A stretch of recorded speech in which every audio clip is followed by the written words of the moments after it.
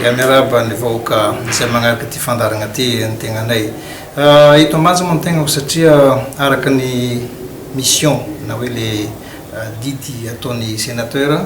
tokony magnano tatry amin'ireo collectivité territoriale décentralisée na ireo vondroboka ampahatra satria mpiahy ny vondroboka ampahatra ny asan'ny sénateur. Donc zany vita moa igny session vao nataonay igny session ordinaire igny dia mba fotoana zao midina amin'ny fotony mizany zava-misy mamorony ben'ny tanàna sy ny conseiller ary ny ekipako mazava ho azy maromaro ny ben'ny tanàna na conseiller agnatiny ao dia mba mandinindiniky ny zava-misy na mikasiky ny olona anjareo manokana na mikasiky ny olona eto amin'ny firenena. Zay zay natonga le fahatongavana satria fitetezam-pahatra izy io manomboka ambanja agny Ambilobe sy mitohana amin'ny Sava ny diene ndraiky mitoraka ty ary membre bureau permanent moa dia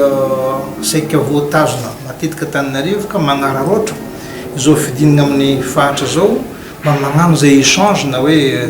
fandresen-dahatra fandinina miaraka mba ahitana ny pitsopitso ny olona misy amin'ny fahatra mba ahafahany magnapetraka na lalàna io na volavolan-dalàna io mba ahafahana mamaha zay olana mianjady am'zareo vondroboka fahatra eto amin'ny fahatra ya ny subvention zany araka misy lalàna vaovao naboaka ny vony voateny tamin'ny session farany teny dia misy lettre de la politique nationale pour la décentralisation émergente izay mikasika an'io hoe tsy vitan'ilay subvention zany ho atao indray mitoraka satria mba tsy hoe matetitetika fa indray mandeha isan-taogno mba ahafahana le commune zany mitantagna anazy tsara satria ilain'ny commune indrindraindrindra amin'ny volohany taona ny subvention fa indrindraindrindra le isany na le montant zany commence niakatra amin'izay subvention taon'ny fanjakana zay fa ny adidinay sénateur dia magnara-maso nyzay tapaky ny loi de finance mba ahafahany commune mahazo zay zavatra efa nataoka ny fanjakana ho anazy. Dia zay zay mahatonga ny asan'ny sénateur zany magnara-maso an'izay eo amin'ny ministère zay voakasikin'izay mba ahafantarany le commune fa efa zao le vola tokony ho azony ary amin'ny andro zao tokony azaony le vola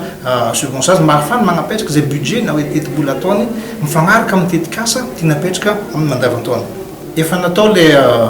démarche na hoe le pitsopitso ny tokony atao amin'ny ministère mba ahafahany reo conseiller mahazo karazagna hoe indemnité hors session satria za moa ben'ny tanàna taloha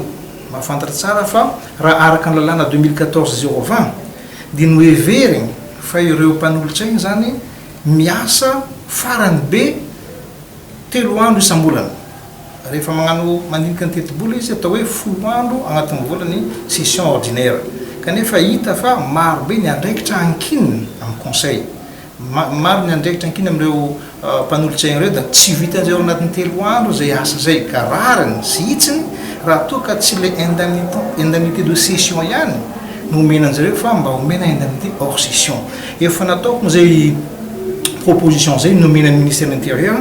ary za moa nahazo taratasy ta ministère de l'intérieur faly nahitan'le proposition ary namaly fa ampidirina avy hatrany amin'ilay tetikasany politique nationale de décentralisation émergente izay soso-kevitra zay mbola idiny fotony